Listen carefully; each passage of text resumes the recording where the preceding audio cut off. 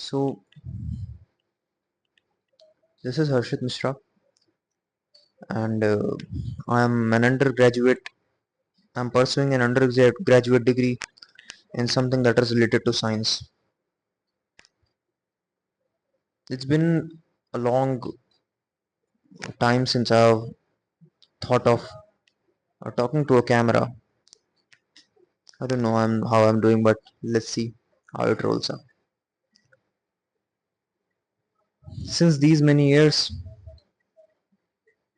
I've worked and I've studied, basically not really worked. I've studied and I was studying a lot of things. I was studying philosophy, I was studying science, physics, chemistry, mathematics, some amount of psychology, many things. And as I read further and further and further, after about 4 years of reading right now in this year, I just realized that much of what I read was just coping with the problem of loneliness, which means that I don't really wanted to apply those things in reality because knowledge is pretty useless until you apply it in reality, isn't it? Since knowledge is pretty useless until and unless you apply it in reality, all that I've learned, about 50 to 60%, if not more, is pretty useless. And I can say that for sure. So I don't know, maybe. For example, all the philosophy apart from basic etiquettes and communication, all of that is just mental mathematics about something that does not even really matter. It is just human construct. You know, it is just humans trying to cope up with their loneliness and their fear of being alone. All of philosophy is pretty boring if you watch it with this perspective. You can go all way long and you can, identify all the truths and all the secret doors of reality, but you cannot use them in reality. So you bend towards psychology so that you can learn something that you can use in real life. But then you understand that you don't really want to go into neuroscience. You don't really want to get into the biological part of it until you are really desiring, really pursuing something related to biology, some degrees related to biology. So you just need some do's and don'ts, and you go on reading books just because you are a loner and you are a nerd. So you go on reading books and books and books and books, one after the other, one after the other. And one day you realize that, oh, what I've read is almost useless. Most of it. In philosophy, it is 90% useless. In psychology, it is 35 to 40% useless. But most of what I learned was useless. And it pains a lot because you really worked hard, and all you can do is talk to someone else who read psychology, which is also not a productive thing to do. You are just creating a loop in which everyone will be stuck, and they'll think that they are doing real work, but they are not actually. It is good. It is a good thing. It is not a bad thing if you want to really waste your time. And waste is a really strong word, but it is the truth. Waste is what is happening. So that is what it is.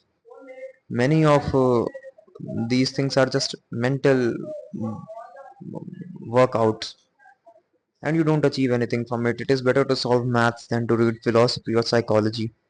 If you got a maths book and a pen and paper, you are doing more work than someone reading Aristotle and all the good and bad qualities that Aristotle mentions and how state should be or whatever he mentions. All the stories made up by Plato, all the Machiavelli, sorry for the translation, for the accent, and similar things. You go on reading church and state and secularism and every each and everything. At one point you realize that these things have already been sorted and we are already in a system which is functioning properly, and whenever the problem arises, we can just fix a few cogs and the problem goes away. Once you realize this, you understand that there is not really a need of you a psychology or a philosophy, not really psychology is pretty useful, a philosophical thinker in reality.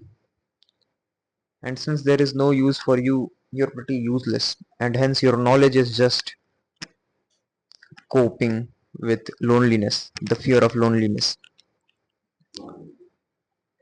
So why to pursue something that is pretty useless? Don't read psychology, don't read philosophy, my dear friends, until you want to waste your time.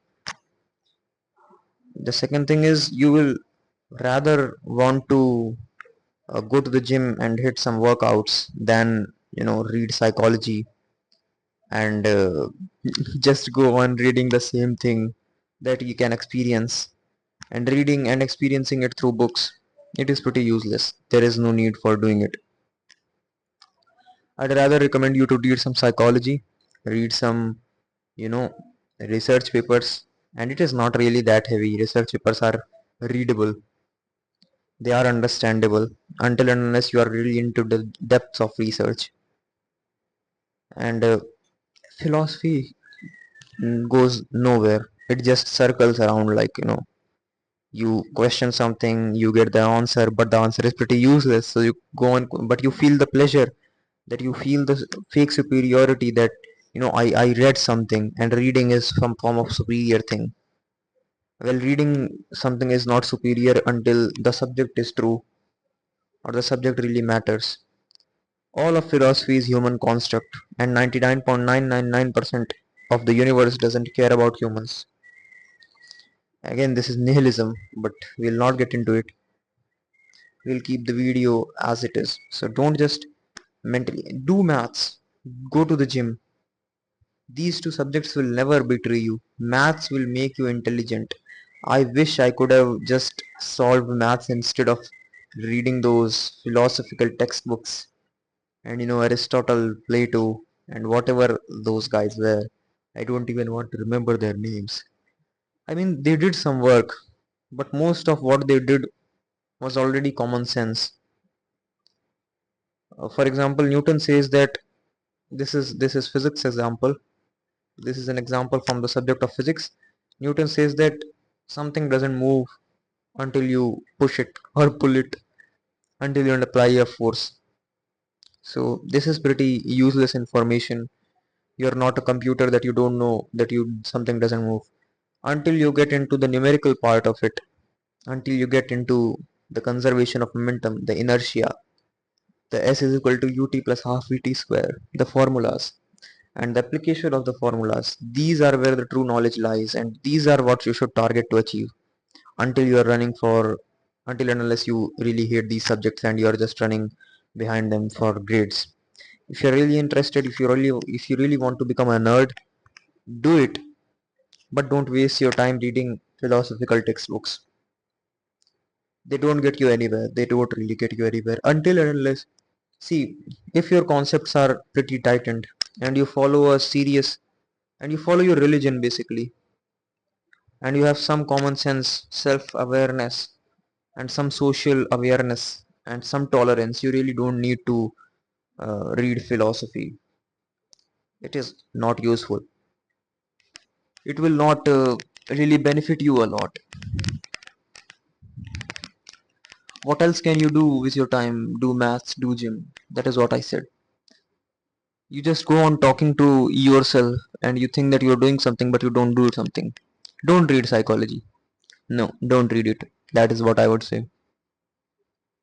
I'm again confusing philosophy with psychology. Read psychology, but don't read philosophy, and don't go into the depths of something that you don't want to pursue your career in until and unless it really interests you.